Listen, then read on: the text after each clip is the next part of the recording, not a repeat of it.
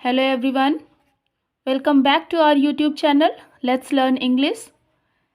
As you all know, we are doing Objective General English by SP Baxi, and we have completed some parts of voice, and now it's time to do uh, remaining parts of voice. Okay, so without any delay, let's start.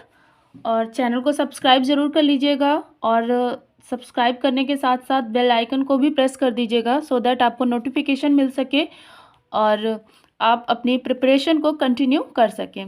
Okay, so let's start. Some tips for making passive voice. हाँ, यहाँ तक हमने cover कर लिया है. Workbook exercise ए हम complete कर चुके हैं और इनको देखने के लिए हमारे प्रीवियस वीडियो को वॉच करिए. और चलिए स्टार्ट करते हैं. Some tips for making passive voice. Okay, passive voice को कैसे बनाते हैं अकॉर्डिंग टू दिस बुक. इस बुक के अकॉर्डिंग बताते हैं. रूल्स तो सेम ही होते हैं बट देखते हैं इसमें किस सीक्वेंस में चीज़ों को दिया गया है. Okay, the objects used in the following sentences are used with verbs which do not agree with the common rules of verbs. Such nouns are given in chapter on nouns under rule. Okay, कुछ object जो कि following sentences में हैं वो जो है वो verb के साथ मतलब कॉमन रूल्स ऑफ वर्ब्स को एग्री नहीं करते हैं. ओके, ऐसे नाउन्स जो है वो चैप्टर नाउन वाला जो चैप्टर होगा ना इस बुक में उसमें दिया गया है. ओके, तो चलिए देखते हैं ये किसकी बात कर रहे हैं. Study the following sentences. नीचे सेंटेंसेस को पढ़िए. He gave me spectacles. Okay, उसने मुझे स्पेक्टिकल्स दिए. Spectacles were given to me by him. Spectacles मुझे मिला है उनके द्वारा. ओके, पैसिव वॉइस हो गया ना. ये एक्टिव वॉइस का सेंटेंस है और ये हमारा पैसिव वॉइस का सेंटेंस है. जो इसमें ध्यान देने वाली बात है वो ये है कि स्पेक्टिकल्स ये जो है सिंगल स्पेक्टिकल होता है ना बट दो इसके पार्ट होते हैं. ओके, दो पार्ट होते हैं ना, दो आँखें होती हैं और दो पार्ट होते हैं इसके. तो यहाँ पर उसी की बात कर रहे हैं. स्पेक्टिकल्स की अगर हम बात करते हैं तो ये हमेशा plural form of the verb को लेते हैं. Okay, plural form of the verb को लेते हैं. तो इसीलिए स्पेक्टिकल्स के साथ हमने यहाँ पे वर को यूज़ किया है. Okay, they play billiards. Billiards की बात करें तो ये जो गेम है ये जो है तो बिलियर्ड्स और ये ऐसा लगता है by appearance it looks like a plural subject. Okay, ये प्लूरल सब्जेक्ट लगता है but it takes singular form of the verb. Verb की सिंगुलर फॉर्म को लेता है. Okay, in these sentences the noun spectacles is followed by plural verb and billiards by singular verb. okay, वही चीज़ें इस पे बताया गया है कि ये जैसा लगते हैं इन एक्चुअल जैसा ये दिखते हैं वैसे हैं नहीं रियल में. तो students should take note of such misleading nouns. ऐसे मिसलीडिंग नाउन्स को ध्यान में रखना पड़ेगा. ओके, रखेंगे हम. Now second, carefully study the use of interrogative pronouns while changing active sentences into passive voice. जब हम active sentence को passive voice में बनाते हैं और वो specifically जब वो interrogative pronouns हो तो उनको कैसे change करते हैं. Let's see.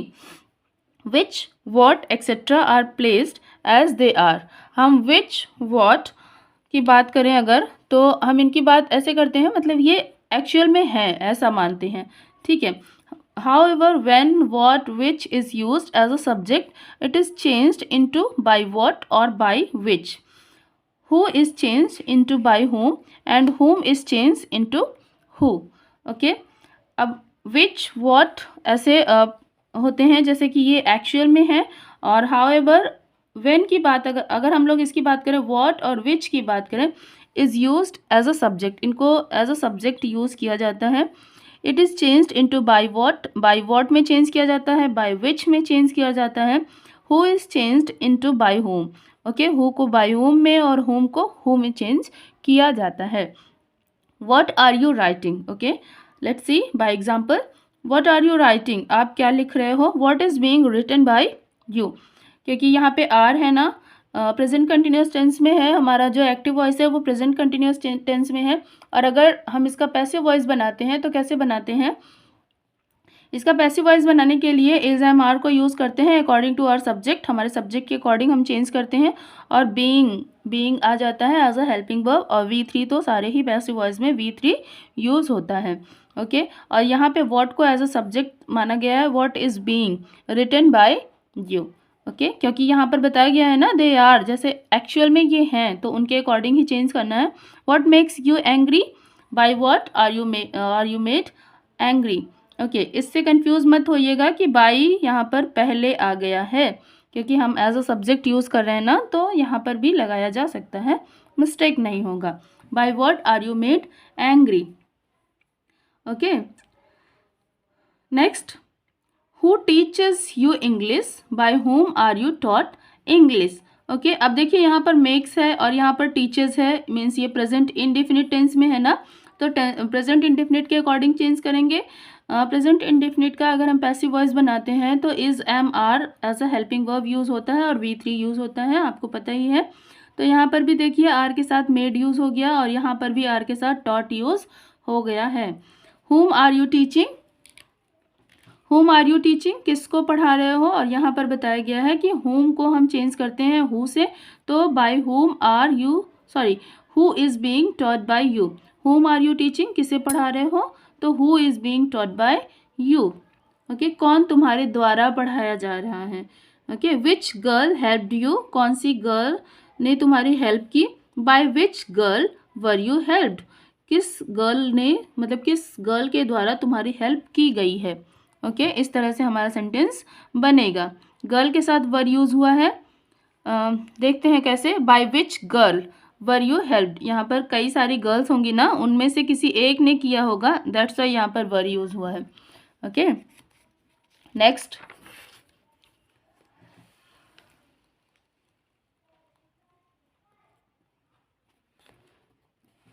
Okay when the subjects are indefinite, जब सब्जेक्ट हमारा इंडेफिनिट हो, मीन्स जो श्योर ना हो, अनिश्चित हो।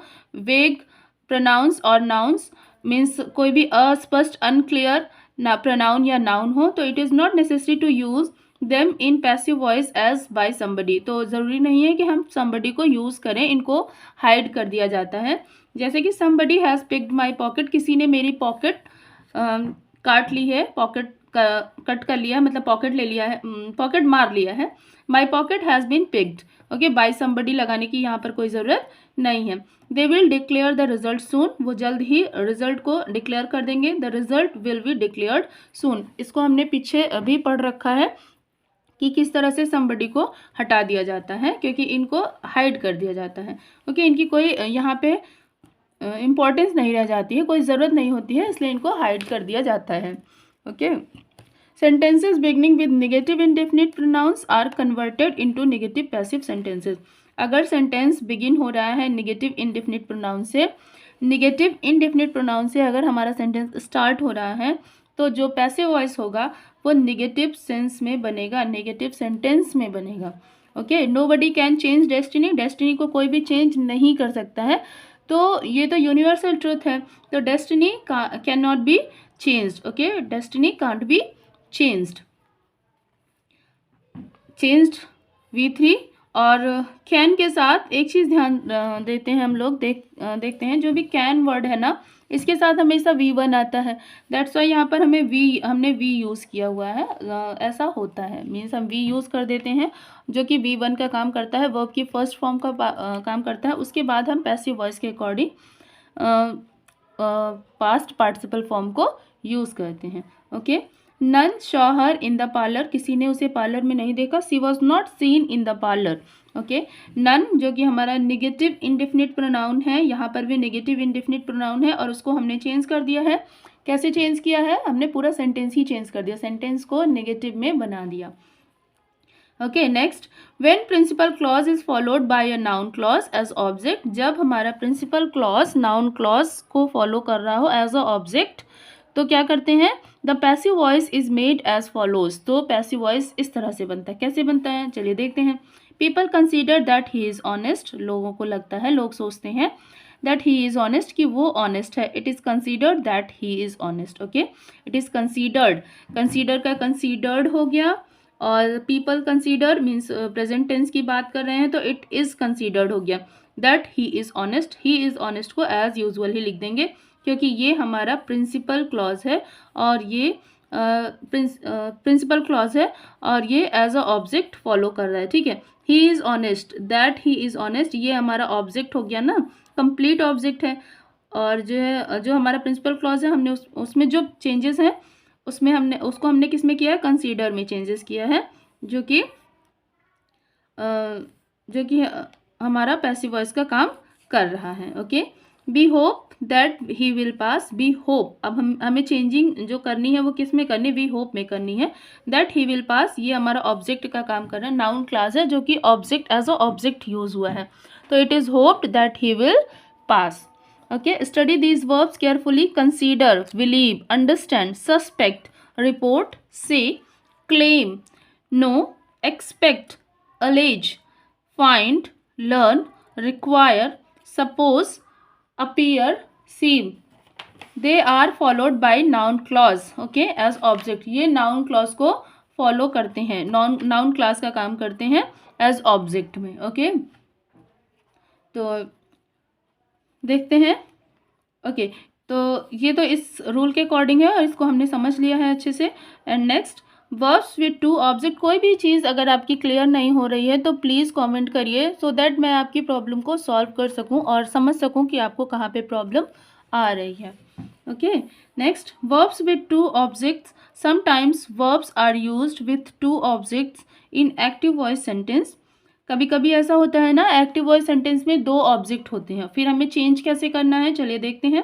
Passive voice of such sentences can be made with either of the object, किसी भी एक ऑब्जेक्ट को यूज करके हम सेंटेंस में चेंजिंग करते हैं। जैसे he gave me a book, I was given a book by him, इस तरह से भी हो सकता है, और a book was given to me by him भी हो सकता है। यहाँ पर हमने मी को चेंज किया है और इस सेंटेंस में हमने मी को इसका सब्जेक्टिव फॉर्म दिया है और यहाँ पर बुक को एज अ सब्जेक्ट यूज किया है। Okay, next, they made him king, complement, king is complement of the verb make. Okay, अब देखिए समझते हैं, दे मेड हिम किंग, अगर हम किंग की बात कर रहे हैं तो किंग कौन है, जो हिम है वही तो किंग है। ओके, जो हिम है वही तो किंग है ना, तो इसका जो ऑब्जेक्ट क्या है, वो हिम और किंग दोनों ही है और दोनों ही क्या है, एक ही वर्ड है, तो ये क्या है, कॉम्प्लीमेंट का वर्क कर रहा है। Okay, he was made king.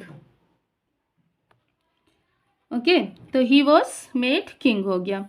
Bye is not used with certain verbs when making a passive voice, instead we use at, with, in, to, etcetera. Okay, कुछ ऐसे वर्ब्स होते हैं जिनका पैसिव वॉइस बनाते समय हम बाय को यूज़ नहीं करते हैं। क्या यूज़ करते हैं, इंस्टेड हम यूज़ करते हैं विद को यूज़ करते हैं, एट को यूज़ करते हैं, इन और टू को यूज़ करते हैं, और भी कुछ वर्ड्स हैं जिन्हें हम यूज़ कर सकते हैं, जैसे I know him, he is known to me. Okay, her sudden arrival surprised everyone, her sudden arrival surprised everyone. Okay, तो इसको हमने कैसे चेंज कर दिया, everyone को हमने everybody बना दिया, everybody was surprised at her sudden arrival. Okay, infinitives की बात करते हैं, she is to write a letter, तो टू राइट जो है वो हमारा इन्फिनेटिव का वर्क कर रहा है, तो she is to write a letter is to be written by her हो गया। Okay, they were to complete the work was to be completed by them. She is to write a letter, मतलब उसे एक पत्र लिखना है। They were to complete the work, उन्हें एक वर्क कंप्लीट करना था। ओके, उन्हें वर्क कंप्लीट करना था, तो हमने इसको चेंज कर दिया according to our tenses, tense के अकॉर्डिंग हमने इनका पैसिव वॉइस बना दिया। Next, my mother has to buy a new car, मेरी माँ को नई कार लेनी है। A new car has to be bought by my sister, sorry not mother, it's sister. A new car has to be bought by my sister. Okay, अब देखते हैं, क्योंकि ये दो चीज़ें हैं ना, एक तो हैज़ टू है, जब हम कंपल्सन का बात करते हैं, मीन्स जब हम किसी चीज़ को अकॉर्डिंग टू, जैसे हम कंपल्सन की बात कर रहे हैं, मीन्स जब जोर दे रहे हैं किसी चीज़ पर या फिर हमें करना ही पड़ रहा है, तब हम has to, have to use करते हैं ना। तो यहाँ पर क्या है, she is to write a letter, उसे एक पत्र लिखना है, मतलब वो इंटेंसिवली ये चाहती है, उसका इंटेंस है, मतलब उसका मन कर रहा है वो लिखने का लेटर, तो यहाँ पर हमने टू यूज़ किया है। ओके। और टू हमेशा क्या करता है, अगर हम बात करें टू वर्ड की, तो टू वर्ड के साथ हमेशा वर्ब की फर्स्ट फॉर्म ही आती है ना, V1 ही आता है। तो इसलिए यहाँ पर हमें क्या यूज़ करना है, वी को यूज़ करना है। ओके, हम वी को यूज़ कर देंगे जो कि वर्ब की फर्स्ट फॉर्म का काम करेगी। और उसके बाद हम पैसिव वॉइस चेंज कर रहे हैं, पैसिव वॉइस बना रहे हैं, तो वो तो हमेशा V3 लेगा ही लेगा। ओके, तो इस तरह से इसमें चेंजेस होते हैं। अब देखिए इसमें भी वही चीज़ें हुई है ना। हैज़ टू की बात करें, हैज़ टू ने अपने लिए बी ले लिया है, टू ने अपने साथ बी ले लिया है, और बॉट हम पैसिव वॉइस के अकॉर्डिंग लगा दिए हैं हमने। और there is nothing to there is nothing to lose, there is nothing to be lost हो गया। ओके, टू के साथ be. I would like someone to help me, मैं पसंद करूँगा कि कोई मेरी हेल्प करे। I would like to be helped, okay, मुझे हेल्प किया जाना पसंद आएगा। Okay, I am not to blame for the loss, मैं लॉस के लिए मुझे, I am not to be blame मतलब मुझे ब्लेम नहीं किया जा सकता, मुझे ब्लेम नहीं हो सकता मैं। I am not to be blamed for the loss, यहाँ पर भी नॉट टू बी के साथ, सॉरी नॉट टू के साथ हमने बी लगाया और फिर ब्लेम्ड हो गया। ओके, रिस्पॉन्सिबल फॉर की बात करते हैं। मैं इसका जिम्मेदार नहीं हूँ, मेरे मतलब मुझे अगर मुझ पर दोष लगाया जा रहा है तो वो सही नहीं है, मैं उसका जिम्मेदार नहीं हूँ। पार्टिसिपल और जीरन की बात करें तो I remember my mother taking me to doctor, I remember मुझे याद है, my mother taking me to doctor कि मेरी माँ मुझे डॉक्टर के पास ले गई थी। ओके, ले जाती हुई मुझे याद है। तो I remember being taken to doctor by my mother हो गया। आई रिमेंबर हमने लगा दिया यहाँ पर। टेकिंग है तो इट मीन्स ये जीरंड है, और जीरंड के साथ हमने, क्योंकि बीइंग तो लगाना ही लगाना है क्योंकि हमें जीरंडियल चेंज भी करना है, तो बीइंग हो गया। और पैसिव वॉइस की बात करें तो V3 तो आएगा ही आएगा, तो यहाँ पर टेकन हो गया to doctor by my mother. Okay, I found his friends laughing at him, I found him being, okay, I found him being laughed at by his friends. Okay, being laughed at, उसके ऊपर हंसा जा रहा था ना, at him उसके ऊपर हंसा जा रहा था ना, मैंने पाया कि उसके जो मित्र थे वो उसके ऊपर हंस रहे थे। तो यहाँ पे I found him being laughed, okay, ही उसके ऊपर हंसा जा रहा था, किसके ऊपर, तो एट की बात कर दिया हमने यहाँ पे, और उसके बाद by his friends. Okay, next, if a preposition or an adverb is used with a verb to convey a specific meaning, it should not be removed while making a passive voice. Okay. For example, mothers look after their children. अगर आप use करते हैं इस तरह से, तो children are looked after by their mothers. Okay, children are looked after, बच्चों की देखभाल की जाती है by their mother.